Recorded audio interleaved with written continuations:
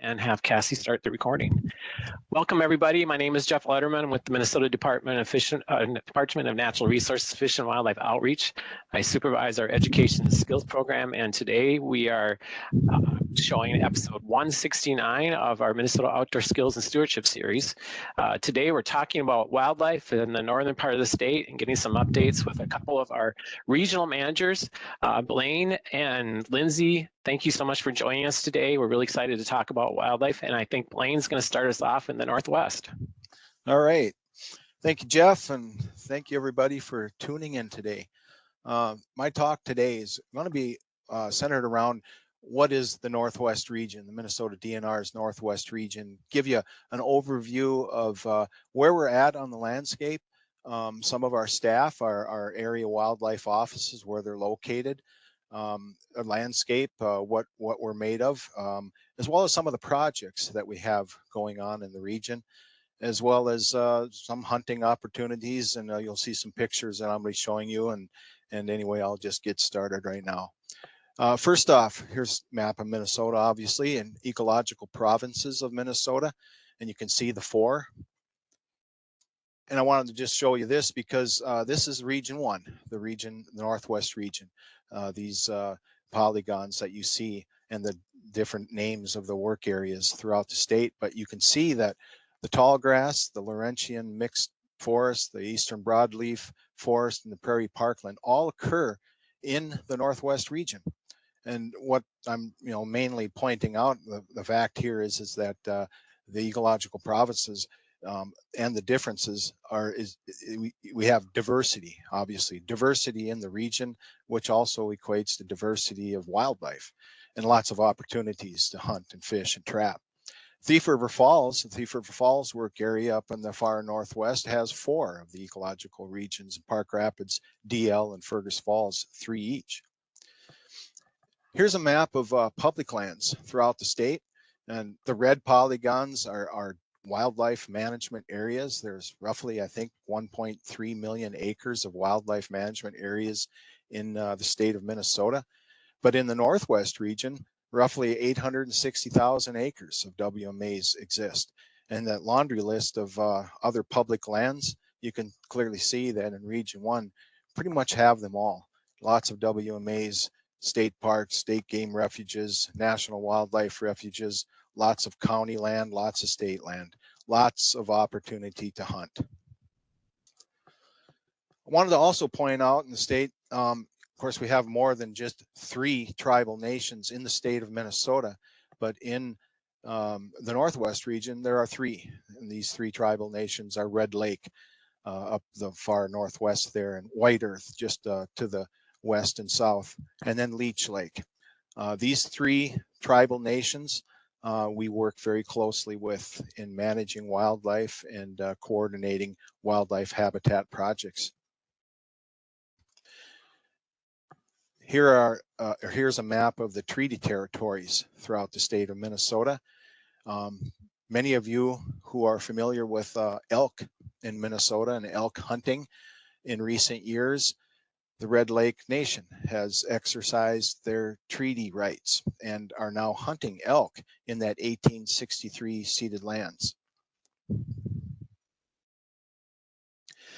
This slide just kind of shows you the region, the WMAs in the region, as already said, around 860,000 acres of WMA land in Region 1, 440 WMAs or so, 3,500 miles of boundary, lots of wildlife management areas.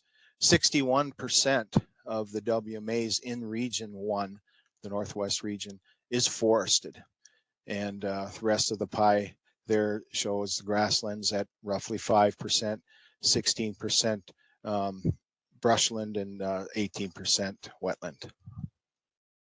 Again, lots of diversity. Now, these next slides, I just want to go through rather quickly, but here in the Northwest Regional Headquarters at the north end of Lake Bemidji, staff right there on the right, I'm up on the top, and Teresa and Jesse there on the bottom, and others, Chris, Mike, and Nick Brown. We are all in the Northwest region and have statewide and region-wide responsibilities. Up in Badette, although Scott Loudenslager up in the far corner, the left, is retired, you can see where Badette is, 21 WMAs at 143, almost 144,000 acres total, right next to Lake of the Woods. What we do in Badette quite a bit of is brushland management for sharp-tailed grouse and other open landscape dependent species of wildlife. Park Rapids, a few years back, Park Rapids and the Bemidji wildlife work areas merged to become one work area. However, we still have a Bemidji office, and that's where Justin Pitt and Lori Stein is at. Bemidji is primarily forested, a lot of forest wildlife habitat work, and most species that we manage for in that part of the state, all kinds actually, ruffed grouse, sharp-tailed grouse, deer and bear. Thief River Falls. This is another one of those merged areas. Thief River Falls and the old Crookston Erskine work areas merged some years ago. And we still, though, have a field office in Erskine where Emily and Matt are. And one of the primary species that staff in the Erskine field office manage for are prairie chickens and sharp-tailed grouse and other open landscape dependent species. 51 WMAs, roughly 27,000 acres. Detroit Lakes, very diverse area on the transitional zone, prairie, forest as well. Lots of lakes, lots of wetlands. So waterfowl is a key species, as well as prairie chickens that the staff there in Detroit Lakes manage. 49 WMAs, 26,460 acres. Fergus Falls, this is another merged area. We used to have a Glenwood Area Wildlife Office, Fergus Falls as well, but the two combined, as well as having, though, just like we did have in Bemidji and Thief River Falls, we have a field office still in Glenwood, and Christine and Jason are there in the Glenwood office. Lots of waterfowl management, lots of prairie grassland management in the Glenwood field office, and prairie chickens too, to some extent, but lots of waterfowl habitat management in this part of the state. Fergus Falls, in that office, we've got a couple of vacancies. Nicholas Snavely and Marnie Franzi are there in Fergus Falls for now. And this particular part of the state, Otter Tail County being the county that has the most lakes in the state, not a lot of public land in Otter Tail County, but several more WMAs elsewhere. 64 total, about 30,000 acres. Carlstadt is where we have our elk.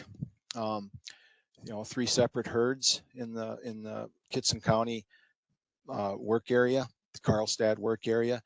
Jason and Haley, John Fessler, just about every species that you can imagine to manage in Carlstadt is there. Bear, deer, white-tailed deer, of course, elk, and even a few moose yet up there. Open landscape habitat management is the key that we do up in Carlstadt. A lot of prescribed burning, 6,000 plus acres or so of grazing that we do up in this part of the world, but that's where our elk live. Park Rapids, again, this is that merged area. Lots of management with wild rice, ruffed grouse, sharp-tailed grouse to some extent to the far north of the work area, and just a lot of waterfowl habitat management as well. Red Lake WMA is one of our major units, 325,000 acres.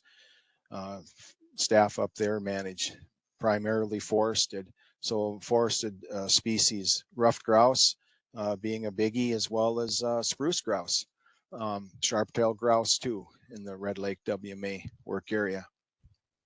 Another major unit is Roseau River. This right up against the Manitoba border.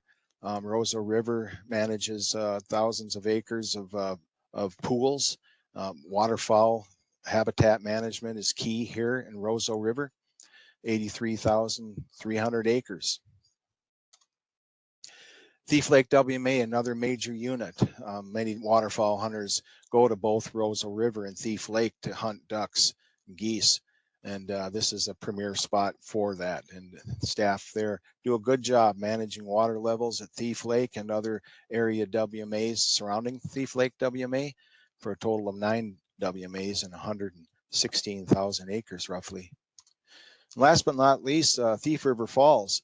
Thief River Falls is combined with the old Erskine work area. Lots of open landscape management that the staff there implement, managing for sharp-tailed grouse, prairie chickens, and in the forested areas, ruffed grouse, deer, and bear. Lastly, or not lastly, but we also have a wildlife lakes and Red River Basin specialist in Nick Brown. Waterfowl hunters that go to Lake Christina can thank Nick and partners for managing the lake, the water levels, the sampling, the monitoring.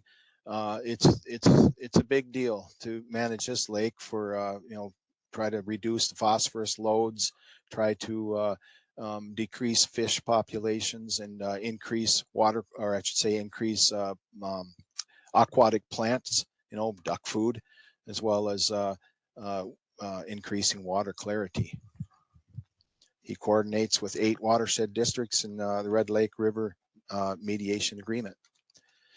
We also have in the region Shallow Lakes program folks that take care of all kinds of shallow lakes, wildlife lakes for waterfowl, for wild rice production. Our wetland wildlife populations and research group that's located right here in Bemidji, they're responsible for doing all kinds of research that is quite often implemented in management.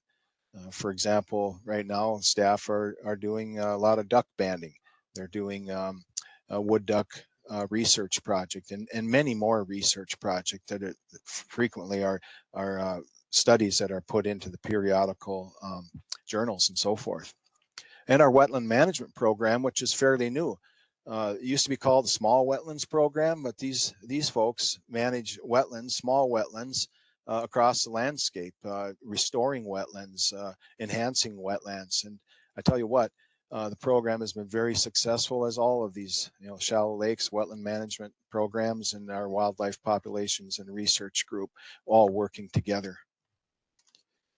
We also have 2 roving crews in the region, and the roving crews that we have in Region 1 is that up far in the northwest there is our Mentor roving crew, and just down south from there is in the red area is our Elbow Lake roving crews.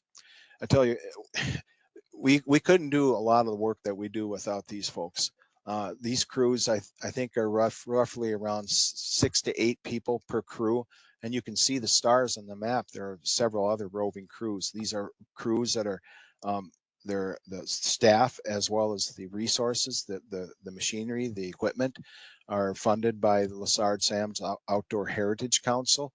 You can see some of the photos that they do: wetlands, wetland work, lots of prescribed burning, cattail management treatments, building fences for grazing. I tell you, they've helped us do a tremendous amount of work, and well, we need them. Hopefully in the future, in 2033, I think is when the Clean Water Land and Legacy Amendment expires. It will be re-upped by the voters of Minnesota. We also have a forest wildlife coordinator and Michael North working very closely with area wildlife staff in the forested regions of the region, the forested areas, as well as working very closely with our partners in the Division of Forestry in managing our forests. I wanted to talk a little bit now with about some of the projects that we're doing. Elk, I already mentioned.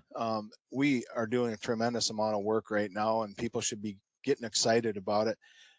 This coming winter, we'll be doing an elk research project where we'll be capturing up to about 40 elk in northwest Minnesota and putting radio collars on them. We did a similar study in 2016 where we collared some elk and to understand population dynamics and distribution and where these animals are going, but we only collared about 20 cows. This particular study over the course of 2 years will be maybe collaring as many as 80 elk, but some of those elk are going to be bulls. So it's going to be really interesting to see where these bulls are going across the landscape, and just learning quite a bit more about elk biology. We're really excited about this. It's happening this coming winter and the following winter. And the Elk Restoration Project in Northeast Minnesota, Fond du Lac Band of Lake Superior, Chippewa, proposed years ago a project to reintroduce, to relocate, translocate elk from somewhere, and that somewhere is going to be Northwest Minnesota, to start a population in Northeast Minnesota. Now, this area of the state used to have elk in Minnesota's history. So this is returning a native species to a place they used to be, and we're really excited to be a partner of this project, which should begin. It's already begun, actually. A lot of the planning, of course, is going on, but the first elk to be captured in Northwest Minnesota will occur in the winter of 2026. Roseau Lake Restoration Project, which is, you can see that photo. It's a picture of Roseau Lake itself when it was flooded. Right now, construction workers are busy putting up dikes and so forth that will permanently restore this lake. It's partly a flood damage mitigation project as well, to hold back water, from overland flooding and so forth downstream. But it's also restoring an enormous body of water that was drained a long time ago. Staff at Roseau River WMA, Randy Procker, who's retiring very shortly here after 35 years. He's been instrumental in helping get this project off the ground, along with the Roseau River watershed district. So we're really excited about this. It's in an early phase right now of development, the project itself, but we're well on our way to having this project be complete in the years to come. And CWD, of course, it's an ongoing thing that we do every year here in the section of wildlife, and we couldn't do what we do without the help and the partnership of our deer hunters for chronic wasting disease, which is an unfortunate disease to have on the landscape. It's an always fatal disease, but we're doing quite well to keeping it at bay, if you will. Minnesota, of all states that have CWD, has low prevalence chronic wasting disease in our population. We're doing a good job in controlling it through aggressive surveillance and management. And once again, though, we'll be doing CWD surveillance throughout Minnesota in various places in the state, southeast, north central, and up in the northwest, as well as the northeast part of the state. One thing that we like to talk about in Region 1 too is the prairie chickens and the sharp-tailed grouse, and all the actual grouse species that is in the state occur in the region. Spruce grouse, sharp-tailed grouse, prairie chickens, ruffed grouse, as well as wild turkey. In fact, there's probably not a county in the state of Minnesota that doesn't have turkey today, and there's plenty of wild turkeys to hunt in the northwest part of the state too. And just a quick little series of photos of some of the opportunities out there for hunting, everyone. You can see the diversity of species. We even have ringneck pheasants, pretty good populations of ringneck pheasants actually in Fergus Falls and some in Detroit Lakes as well, and some in Glenwood. Pretty good pheasant hunting there too. Waterfowl, of course, elk, which is a once in a lifetime hunt. There's only 10 licenses being issued this year for state hunters. And then there's a picture of a spruce grouse, or I should say, spruce grouse, and on the lower left, prairie chicken, and obviously turkey on the the bottom right. Trapping opportunities, black bear, waterfowl, you name it. Region 1 has it. Good trapping for bobcat, sand-eared cranes, prairie chickens, ruffed grouse, and woodcock. I probably missed a few species, but you get the picture. That was a whirlwind tour of Region 1. I hope you enjoyed it. Thank you.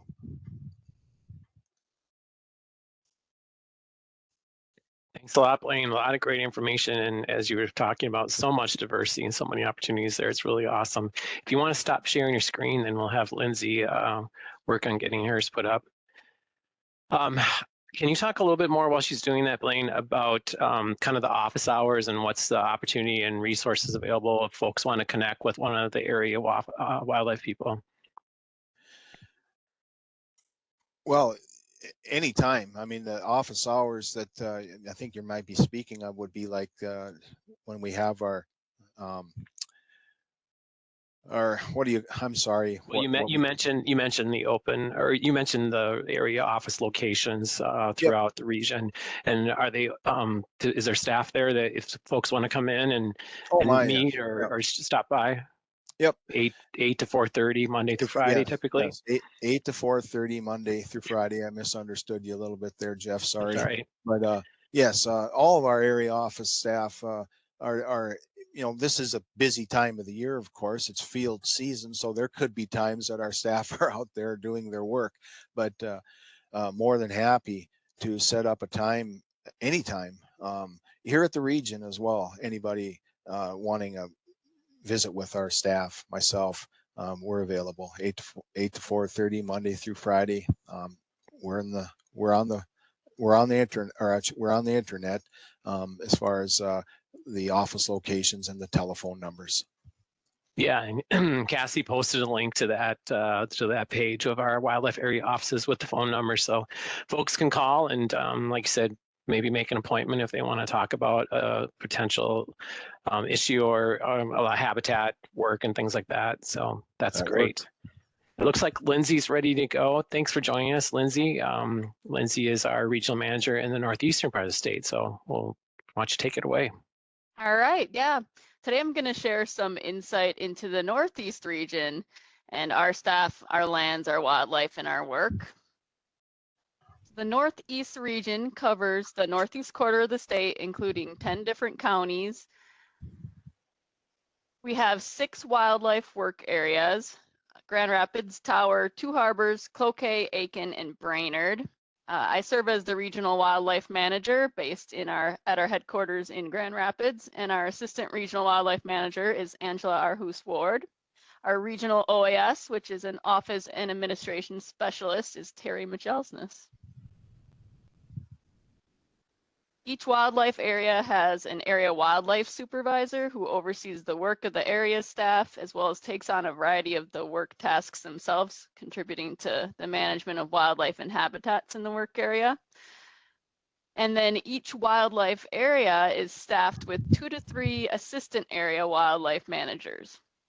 We have 4 of our areas with wildlife technicians who have the unique responsibility of heavy equipment operation. And we also have additional OAS support, often sharing with other sections or divisions out in the areas. We currently have 2 vacancies, a Tower OAS and the Aiken Assistant Area Wildlife Manager. Our Aiken position is posted right now and open for applications, so you can check out that position and other career opportunities with the DNR at careers.mn.gov.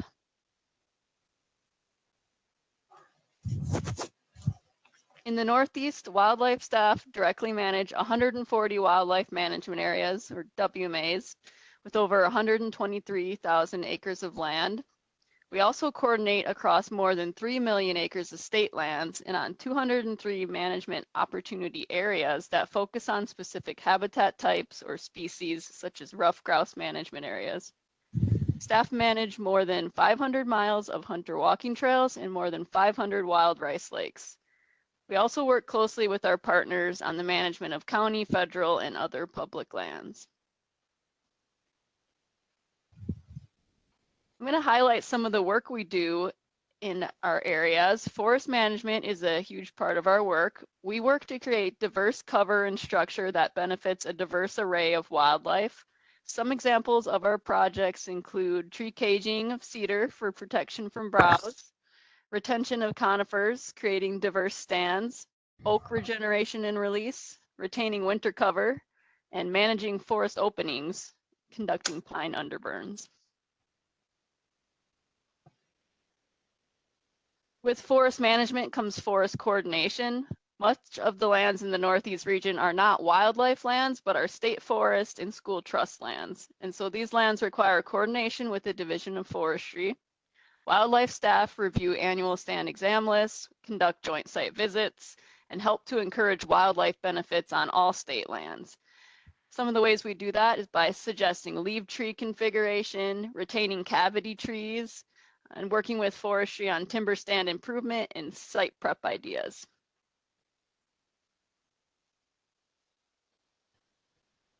Another important habitat type in our region is our wetlands and shallow lakes.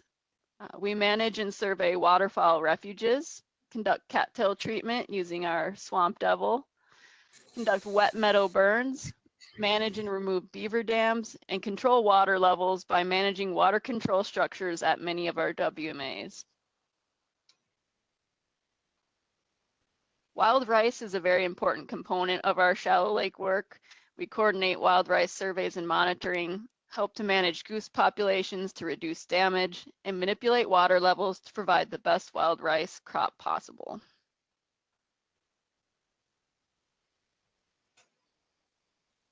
A third general habitat type that we work in the Northeast is brushlands. These are areas with a mix of shrub and open land that host unique species like the sharp-tailed grouse. Our staff work on projects such as lek mowing, brushland shearing, prescribed fire, and prairie restoration and seeding as ways to maintain these early successional habitats on our landscape. Wildlife surveys are another component of area staff work. Staff conduct spring surveys for 3 different species of grouse, ruffed, spruce, and sharp-tailed grouse, along with woodcock. We also survey bear foods, waterfowl, fur bearers using the winter track and scent post surveys, and unique to the Northeast region, our staff participate in the moose aerial survey.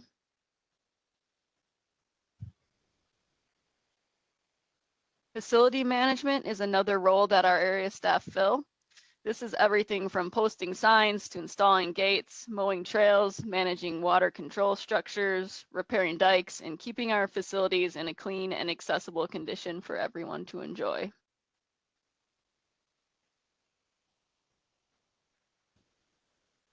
We also work closely with conservation partners and habitat collaboratives. Our partners apply for Conservation Partner Legacy and Outdoor Heritage Fund grants for habitat work that occurs on state lands.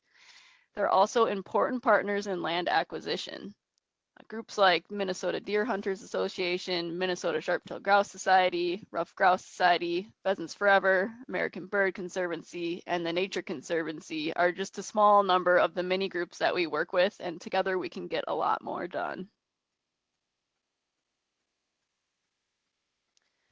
Finally, outreach, education, and landowner assistance can be a large part of the job as well, particularly in the spring and summer when bears and beavers are often a popular topic. Staff also get out in the local community to visit school groups, participate in county fairs and other special events, and lead tours. Our staff regularly investigate nuisance wildlife complaints and issue permits for removal of wildlife when needed. We can also give you tips on providing wildlife habitat on your lands, where you can get out to hunt, how to avoid wildlife conflict, or how our wildlife populations are faring. So there's much more that our area staff do, from CWD surveillance to goose banding to assisting with wildlife research. Our staff keep busy throughout the year with anything related to wildlife population, habitat, and recreation management. I'm going to highlight a couple of the special projects going on in the Northeast right now with a little more detail. We're currently wrapping up a 2-year study to monitor the use of our hunter walking trails. Staff used cameras at trailheads to quantify the rates and ranges of uses throughout 3 seasons, spring, summer, and fall. We wanted to determine the proportion of hunters and non-hunters using these trails, as well as differences in use by season. What we found was that many people use hunter walking trails and not just for hunting. The results from this study will help us prioritize which trails to maintain and improve, and shows that these non-motorized trail opportunities are valued by all different kinds of users. I also want to highlight a new research study kicking off this summer, the Northeastern Deer Density Study. It will be collecting data on deer populations using trail cameras and photo processing software. This project will be taking place in Deer Management Unit 8, which covers 6 different DPAs, deer permit areas. The goal is to determine density and sex and age ratios of deer and compare those densities on private and public lands. This data will help inform season setting decisions such as harvest limits and tag allocation. Research staff will be randomly selecting locations for trail cameras and reaching out directly to private landowners through letters to request access for trail camera placement. We encourage anyone who receives a letter to participate.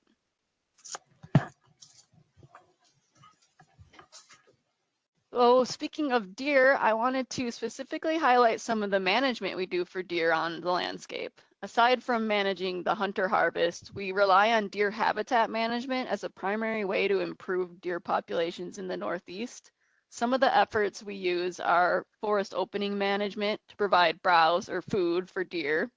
These openings in the forest green up earlier, which help deer recover from winter. We use shearing and mowing for browse regeneration, which rejuvenates shrub species and makes new growth more reachable for deer.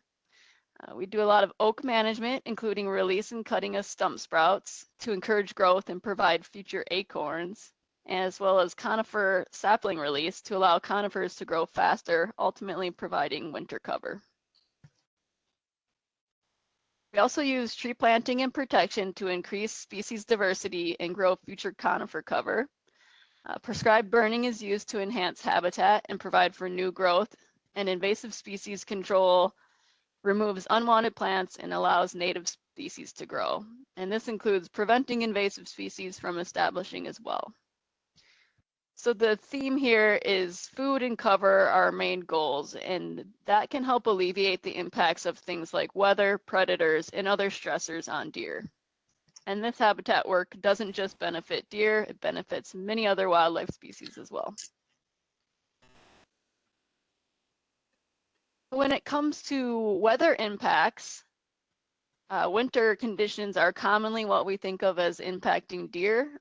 Deep snow, deeper than 15 inches, has a far greater effect on deer survival than cold temperatures because deer must use more of their energy reserve to move through deep snow. And early spring conditions and early green up like we had this past winter allows deer to more quickly recover from winter conditions. Late snow and a late green up like we had the winter before last can impact the survival of fawns before and after birth. We use the Winter Severity Index, or WSI, to gauge the impact of winter conditions. As you can see, this last winter was very mild compared to the winter before, where we had severe conditions in a large portion of the Northeast. It would take a number of mild winters to see rebounds in deer populations. Another weather event that's probably on everyone's minds lately is the impact of storms and flooding. Wet and severe weather during spring hatch can be especially detrimental to young ground nesting birds like grouse and woodcock, and the flooding of dens can drown young mammals and displace wildlife from their natural habitats. However, most wildlife can respond and adapt to flood conditions pretty well, whether by relocating or for grouse by re-nesting.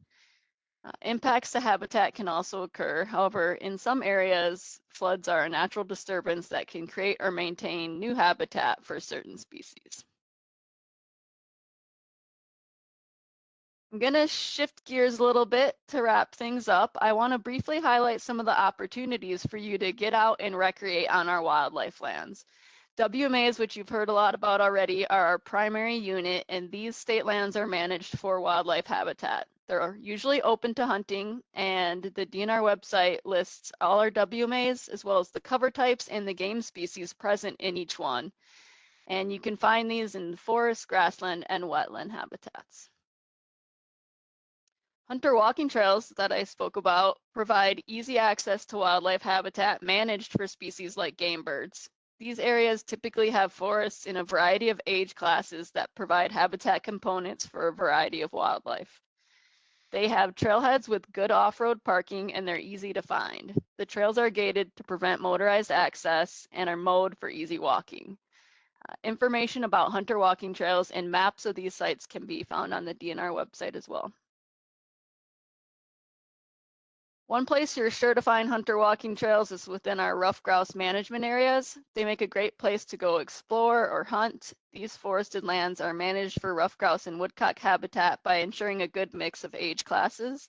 They often entail small block management that creates a lot of edge habitat and diversity. They also have trailheads, easily accessible, and there's over 100,000 acres of RGMAs at 49 locations with 184 miles of hunter walking trails.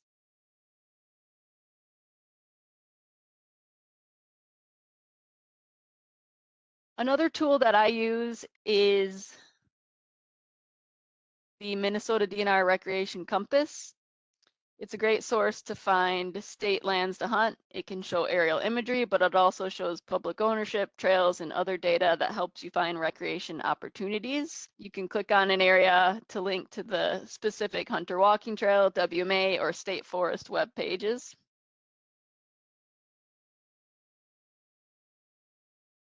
I personally like to use the Recreation Compass to easily link to the state forest maps. These maps are super detailed and they'll show you which roads you're allowed to drive on to access lands, as well as where ATV and snowmobile trails are and other areas with restrictions. They also show county lands as well as other recreation facilities, so they're a really great resource. You can stop into a local office to pick up a paper version of a state forest map brochure as well. And if you're interested in connecting with area wildlife staff to share your thoughts or ask questions, we want to invite you to attend our Talk About Wildlife session. This is a targeted time when local area wildlife staff will definitely be in the office to visit with you and discuss wildlife populations, habitat, and recreation opportunities. Staff will be available across the state from 10 a.m. to 6 p.m. on August 15th, or you're welcome to call or email anytime. Staff may be out in the field on other days, but we'll return your message as soon as we can. If you want to look up contact information for an area office, you can do so on the DNR website. We'll share those links with you in the chat. I'm going to wrap up today with just a few thoughts on what you can do to benefit wildlife. You can always work to create habitat on your property. If you have forested land, reach out to the DNR to create and adopt a forest stewardship plan. We'll share that link as well. On a smaller scale, you can plant pollinator and wildlife-friendly native landscaping. You can also remove invasive species and keep your shoes and equipment clean to prevent spread. Another thing you can do is to be proactive in avoiding wildlife conflict. Bring in your bird feeders when bears are active and fruits are not yet available, and leave young wildlife alone. In the Northeast, conflict with bears is one of our most common calls that we receive, and you can learn how to be bear-wise and prevent issues with bears before they happen. It's a lot of information on the Living with Bears webpage on the DNR website. Finally, support your wildlife and habitat work by joining a conservation organization. DNR staff regularly partner with these organizations to coordinate grants for habitat work on state lands, and your support of these organizations makes that possible. Thank you for listening, and I hope you can get out and enjoy all the opportunities that the Northeast region has to offer. Thank you, Lindsay. A lot of great information, and I'll add to that last comment that you had to buy a fishing or hunting license, even if you don't participate in those activities. All of those resources help support what we do. And we would be remiss not to mention that a lot of resources for our department come from the U.S. Fish and Wildlife Service through the Sport Fish and Wildlife Restoration Act. And Mary actually brought up that topic, and so I wanted to mention that. We do upwards of 70% plus of our funding actually comes through that federal program. So buying your hunting and fishing equipment helps support that. So those are all really great ways to support the work of the DNR. Related to that, Mary, though, was talking about, and you mentioned both about managing forests, and she referenced that there was some discussions with the U.S. Fish and Wildlife Service about managing forests for wildlife, and some of the funding related to that. First of all, maybe a brief update, but she was asking specifically if you could explain how managing forests for wildlife differs from managing forests for timber. Yeah, I kind of touched on that a little bit. There's certain things we're looking for to benefit wildlife that we can incorporate into a timber sale where we're also getting economic value out of it. So I mentioned cavity trees for our for nesting birds and fisher and martin, and leaving different reserve patches of older forests for corridors of travel for wildlife species, reserving cedar for deer winter cover next to a fresh harvest that's going to create browse. There's a lot of different configurations you can be thinking about that you can get the biggest bang for your buck and get both wildlife and timber benefit out of a harvest. Great. Giles asked, why and how are cattails managed? Well, I tell you what, it's a battle. I could take that at least first crack, Lindsay. Cattail management is something that Region 1, and I'm pretty sure most of the other regions perform a lot of. What the issue is not so much the native cattail, which was broadleaf cattail. It's the narrow-leaved hybrid and hybridization. These are very aggressive cattails that can literally, we like to use the term choke out a wetland. A hemi-marsh wetland is a wetland that is typified as a wetland with lots of open water throughout it, right? Cattail stands here and there. With hybrid cattail, that it just moves in and pretty much takes over a wetland basin. So how do we manage it? We manage it in a lot of different ways. Mechanical, with cookie cutters, as it's called, these strange barge machines that we can launch from onto a wetland or shallow lake to actually mechanically remove cattail. It's temporary. But another method that we utilize and our roving crews are heavily involved in is aerial application of chemical, targeting specific places where cattail stands are too dense. In some cases, crowding out wild rice, taking over places where wild rice was. In any event, chemical is what we utilize most of the time on our wetlands that we are managing for cattails. Thanks. I was trying to locate. We did actually have a Moss talk, quite a few months ago about cattails and some of the research that's been going on and identification. I couldn't find it real quickly. Maybe Cassie can find it and post it. And speaking of that, the links that Lindsay referenced earlier and Blaine are in the chat. So if you missed that earlier conversation about that, you can go in the chat and find some of those resources. This is a really specific question, but Lindsay, which office covers the area between Lake Winnipegashish and Leech Lake? Yeah, so actually, I do think that the eastern half is probably covered by the Grand Rapids Wildlife Work Area, but the western half might be in Region 1, Blaine. Is that true? Yep, it is.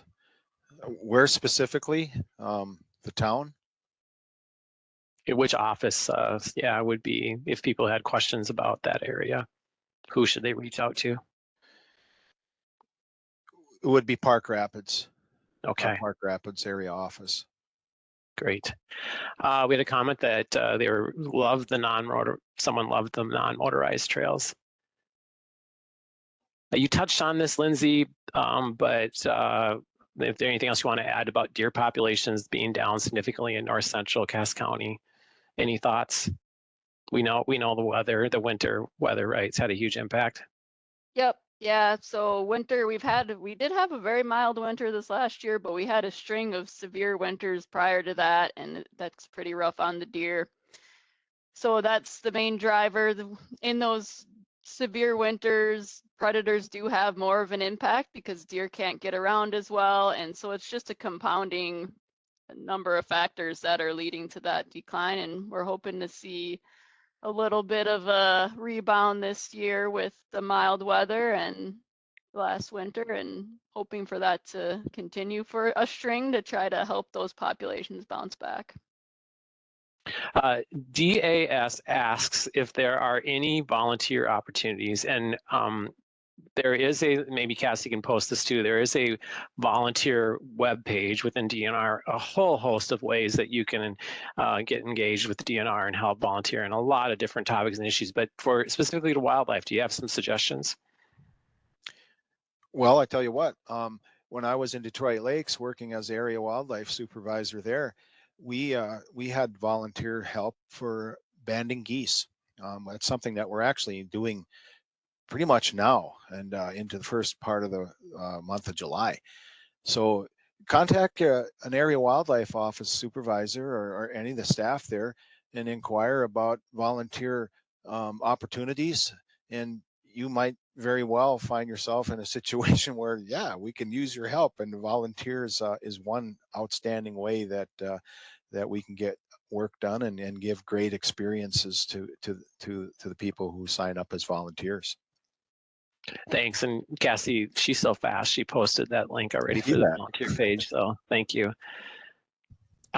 Jessica mentioned about the adopted WMA program and provided a link about that you can want to say a little bit about that, how that works? We do have some adopted WMAs. In fact, Southwest Minnesota, in that region, actually do quite a bit more. But we have a couple of situations where we've enlisted the help of Minnesota Deer Hunters Association and some members of specific chapters, where they have adopted a set of WMAs or a WMA and helped staff the Karlstad work area, for example, establish some hunter walking trails on some WMAs. So this is an avenue for those that want to really dig in and help us with all kinds of management opportunities. And adopt a WMA is another outstanding way where we get the public to help us out do our work. And one of you mentioned the CPL grants. Maybe say a little bit about that as a resource for folks that are really interested in helping with this habitat piece. Yeah, our conservation partner legacy grants are more for conservation organizations, but also local cities and different groups that can apply for funds. They need to put up a small portion of match, but funding to do habitat restoration and enhancement on our state lands. Yeah, if some folks out there have connections with organizations, it's a great way to really make a difference. Mary asked, Lindsay, what kind of invasive species do you see in the northeast forested areas? Yeah, one of the species that we're commonly battling is buckthorn. So it's a shrub species that invades our woodlands and can be quite aggressive and is not the greatest food source for some of our wildlife. And so it outcompetes the native plants, and we lose some of that food and fruit for our wildlife. So that's one we're regularly battling. We also we've got a large suite of species. Knapweed is one that we're commonly fighting in some of our open land habitats, but yeah, there's a large suite of species. Thanks.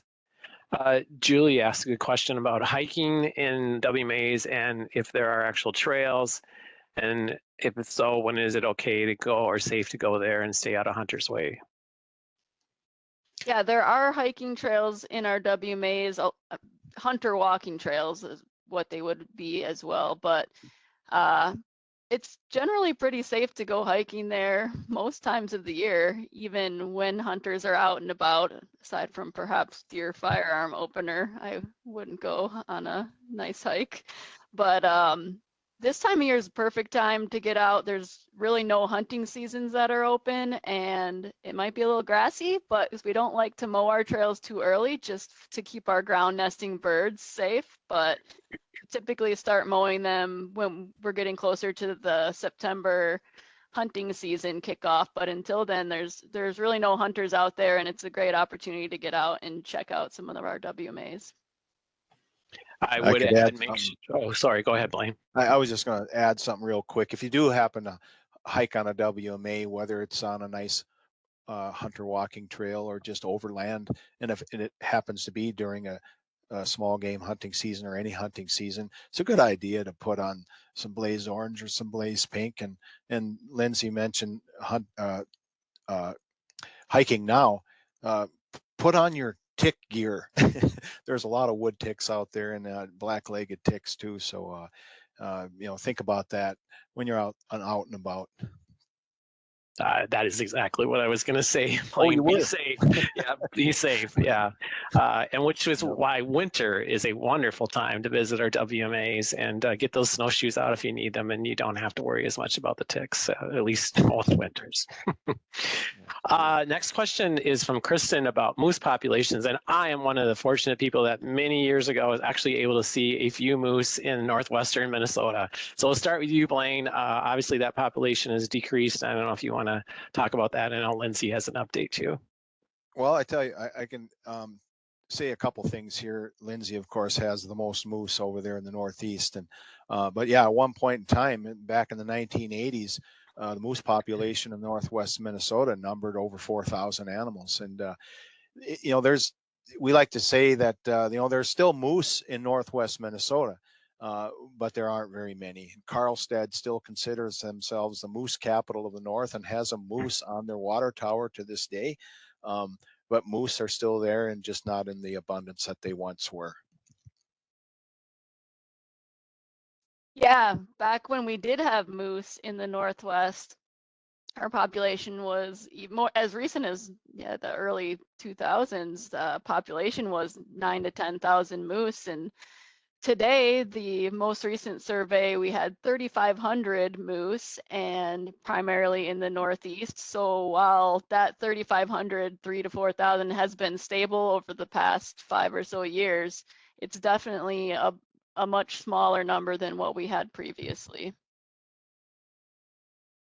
And I know we've been doing some research about those, the issues. And do we have any new, I guess, data about what's caused some of this? I mean, climate change, I think, is pretty clearly an issue, right?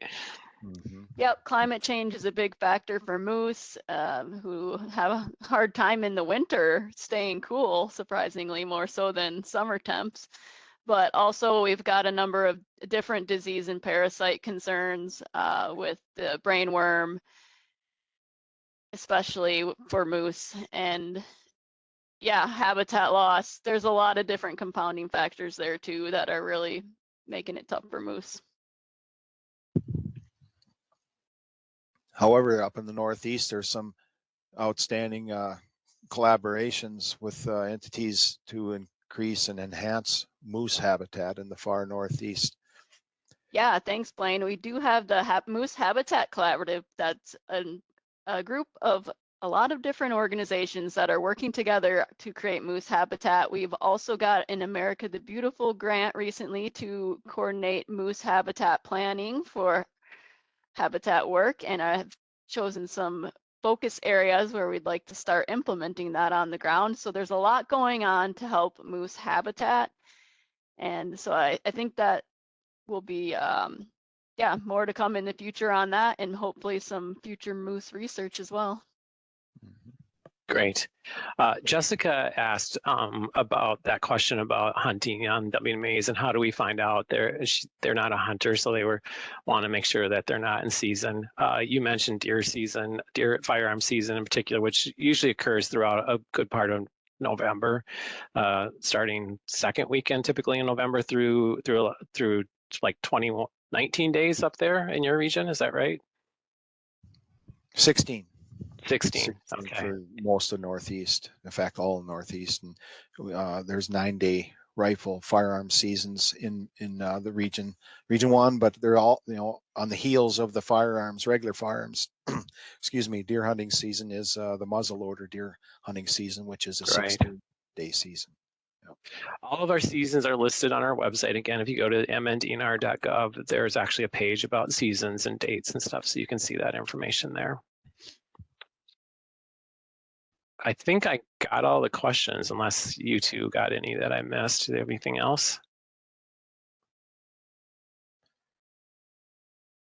I do really appreciate the time you've been able to spend with us today and talk about our wonderful northern Minnesota wildlife and opportunities.